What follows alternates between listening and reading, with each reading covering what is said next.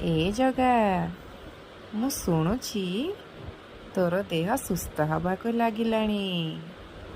ଜଲ୍ଦି ଜଲ୍ଦି ରତ୍ନସିଂହାସନକୁ ପଳେଇ ଆସେ।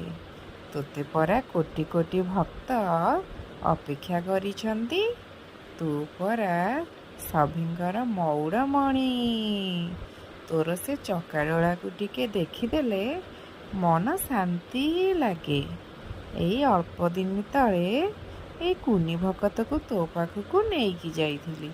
ଏ କୁନି ଭକତ ଖାଲି କହିଲା, ମାମା ଜୟ କାଇଁ? ଜୟ ତ ଦିଶୁନି। ମୁଁ ତାକୁ କହିଲି, ଜୟକୁ ପରା ଜ୍ୱର ହେଇଛି।